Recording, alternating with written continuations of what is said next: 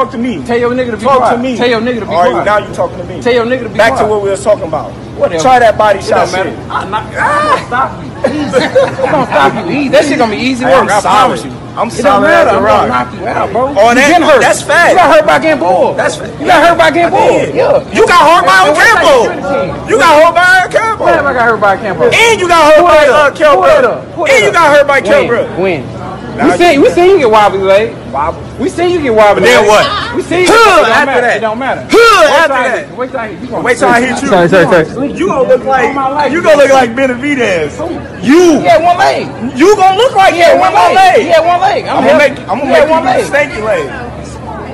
What you want to bet on that? What you want to bet on? You can bet 100,000 on that. Let's bet $1 million. Easy. Let's bet $1 million. You getting that money? Dre Spector Boxing here with another video. As always, like, comment, subscribe to the channel. Also hit the bell notification. That way you stay updated on the latest content that I add to the channel. Hey, go ahead and smash that subscribe button. I'm still gonna be giving away the $100 after I reach 1,000 subscribers. And randomly, I'm gonna draw from one of the names and give away $100 via Cash App. That is still there. I'll be doing that as soon as I hit 1,000 subscribers. I'll be giving away $100 cash straight to Cash App. I explained it in another video. If you want to know about that, just go to the video in which I did the explanation on the giveaway. So I'll be doing that soon. Let's jump right into it, man. Somebody got in the comment section and said that ESPN's rankings weren't as credible and that they were interested to know how Ring Magazine ranks the guys, the top welterweights. And I also included in the top pound for pound, and I'll give my thoughts on both. So coming in at number 1 on the welterweight list, Ring Magazine, is Earl Spence. I believe it's deservingly so. Earl Spence has arguably 2 wins over 2 top welterweights in the division. Kell Brook, who was arguably number 3 at the time in which Earl Spence won that bout, and also defended his the title that he won from Kell Brook versus Lamont Peterson, who was arguably at the time number 6 ranked welterweight, which is also a top 10 welterweight. And in the fashion in which he beat both of those guys, he dismantled them and had one-sided victories. So we move on to his last performance about a week ago versus Danny Garcia at AT&T Stadium, in which he completely dominated in a shutout victory over a 4-time division champ in Mikey Garcia, who was a champion from 126 pounds up to 140. And once he went in the ring with Earl Spence at 147, he made him seem as if though he did not even belong in boxing. So with those 3 impressive victories, I understand why Earl Spence is right now the hot topic at welterweight and is arguably number 1 welterweight in the division for the current activity that he has placed and put in. Number 2 coming in is Terence Crawford, and I think Terence Crawford is gifted the number 2 spot versus Keith Thurman, who comes in at number 3, being because Keith Thurman is inactivity and Terence Crawford's activity. Terence Crawford has a win over Jeff Horn at welterweight, in which Jeff Horn is arguably a paper champ because he won a controversial win over Manny Pacquiao. And either way, Jeff Horn was awarded the victory. Can't take it away from Jeff Horn. But Terence Crawford successfully got a KO victory over Jeff Horn and a one-sided victory over Jeff Horn. And he successfully defended that title versus Jose Benavidez. So I can't take anything from the young champ. At 147, he has successfully knocked down 2 of the welterweight division opponents. And in that time, Keith Thurman was injured. And let's get to him as number 3 ranking on Ring Magazine. The inactivity has costed Keith Thurman 2-year layoff. I don't know any sport where you can lay off for 2 years and come back and still have a claim, a stake and claim for the top spot, a champion, without successfully defending your championship. That's why he was actually stripped the WBC title during that time to allow the other fighters to fight for that championship during his time of injury. He retains the WBA championship as the super champ. And with a very shaky win over Josecito Lopez, very close win, hard fought win, I believe that he comes in at number 3, but he has the potential to be number 1 or 2 in this division if he could beat one of these other top guys or have a very good showing versus a top 10 ranked opponent at the welterweight division.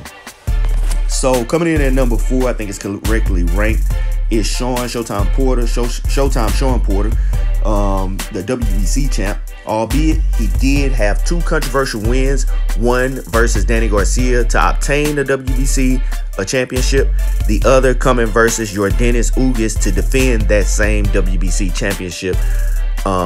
Albeit being controversial wins, the judges awarded. I cannot take anything away from Shawn Porter. Shawn Porter, in my mind, is one of the most consistent champions at welterweight. He has fought more opponents, even though I feel like he ducked Earl Spence at times. I believe he ducked him in favor of other champions. So if you duck somebody in favor of another champion, you fighting another champion, I got to give you the benefit of the doubt that at least you are fighting a champion. So Shawn Porter is correctly, in my opinion, ranked at number 4, coming off the controversial wins, but still maintaining hold of the WBC title.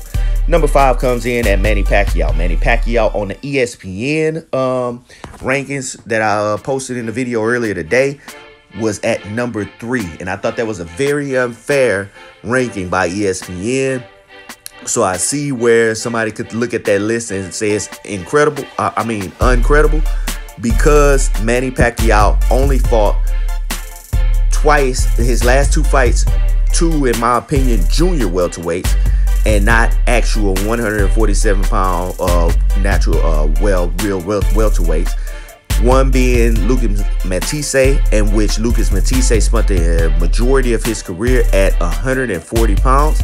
The next being Adrian Broner, who has not fought at 147 pounds since losing his title to Marcos Maidana years ago. So that was Adrian Broner's first time weighing in on the scale at 147 since he lost to Marcos Maidana. And he did it, in my opinion, for, of course, the payday. So him fighting Marcos Maidana, Manny Pacquiao fighting Adrian Broner and Lucas Matisse, who I feel are 2 junior welterweights. I could not rank him above 4 of the 4 top champions in the welterweight division. So 5 at being the highest that I would have brought him in ranked on my list. He's actually number 7. Because of that, he hasn't beat a top 5 opponent. So until he beats one of those top 5 opponents or even competes against one of those top 5 opponents, there's no way that I can rank him higher than number 5 on a welterweight ranking list. So let's get to number 6. Number 6 being Danny Garcia, and this is interesting. I'm gonna just say that number 7 is Yordenis Ugas. Now Danny Garcia, albeit in losses, there were controversial losses, very close losses in some opinion versus Keith Thurman and Shawn Porter. I felt Keith Thurman actually did beat Danny Garcia. However, I thought Danny Garcia was very competitive in the Shawn Porter fight and could have walked away with the WBC title without argument for me that night. But because he was not awarded that WBC title, but he has a consistent resume in the last couple years of fighting these champions, I'm still going to rank him. Well, they ranked him above Yordenis Ugas. In my book, Yordenis Ugas was ranked ahead of him. But that's on my list. But on the Ring Magazine list, Yordenis Ugas comes in at number 7. And I believe that all of that is fair. That is a fair assessment at number 6 and 7 for Danny Garcia, followed by Yordenis Ugas, who came off a controversial loss to Shawn Porter. Albeit I felt that Yordenis Ugas did more than enough and won that fight by 2 rounds.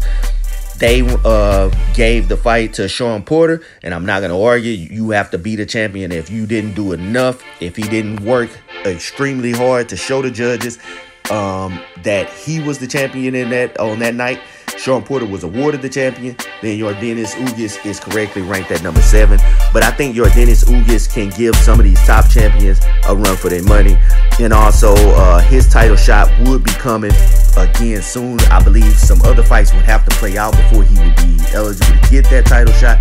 but I think he will receive another title shot in the future, and I hope he's ready for it. Going to number 8, I do not know how to say this guy's name. I know he's a top-ranked fighter. I've seen some of the highlights that he has, but I'm not sure what level of competition in which he's fighting. He's 21-0 with 17 knockouts from Lithuania.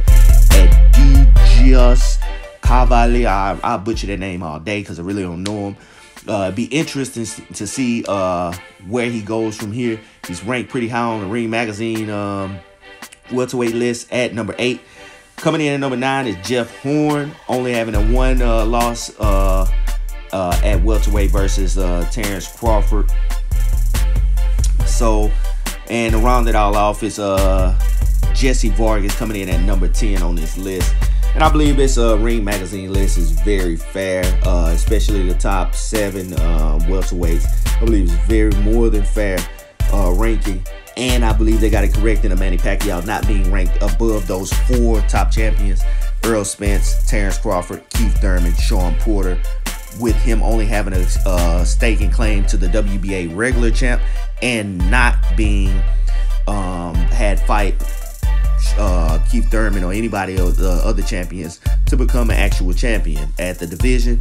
I would not rank him on his past resume just like I ranked Keith Thurman. It is a what have you done for me lately lead, and Manny Pacquiao has not done enough lately, especially at the welterweight division. Now, if you go back to Manny Pacquiao's resume over his career at welterweight, then he trumps all of these guys and will be easily the #1 welterweight. But I'm not going to go back 5-6 years to when Manny Pacquiao was competing a lot better. Well, maybe 7-8 years when he was competing a lot better at welterweight to out-trump these guys who have been doing it as of late. Some of these guys weren't even professional. Earl Spence, when Manny Pacquiao was winning championships at welterweight. So I'm not going to go all the way back and give him credit for what he's done over the course of his career. It is a what have you done for me lately. In the last few years, what type of competition has Manny Pacquiao been fighting? He has a actual loss from one of the top 10 welterweights in Jeff Horn, albeit how controversial it was. It still goes on his resume as a loss to one of these top 10 guys. I cannot award him a top 3 spot after losing to a Jeff Horn. So let's move forward. I also included the pound for pound rankings from the Ring Magazine, and I found that interesting. And let's go ahead and kill that notion of Terence Crawford being top pound for pound but not being top welterweight. So let's get to #1 on the Ring Magazine pound for pound is Vasil Lomachenko, which I feel is fair.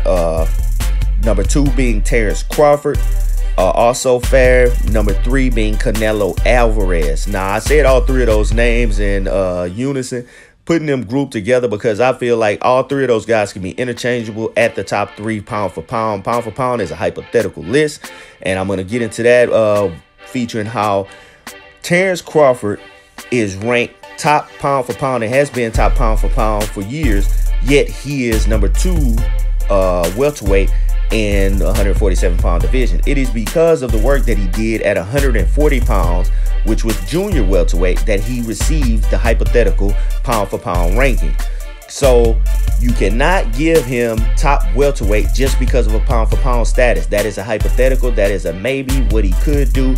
Now that he is actually in 147, you have to rank him for the work that he has done at 147, and I cannot include work that he has done at 140.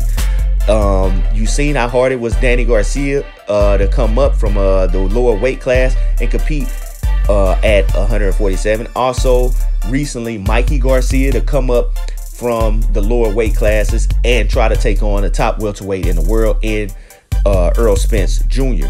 So those guys, smaller guys coming up from junior welterweight, lightweight to compete at 147 is not as often as advertised successful against the bigger guys, right? And there's only a few special fighters, Floyd Mayweather, Manny Pacquiao, that have come from the lighter weight class and have dominated up here at 147 or better.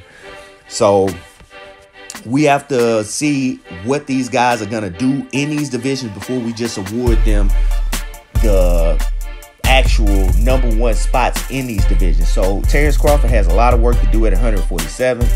He has to get some top 10 wins versus some of these guys at 147. He has probably arguably won in Jeff Horn, but it's likely to see what he does next.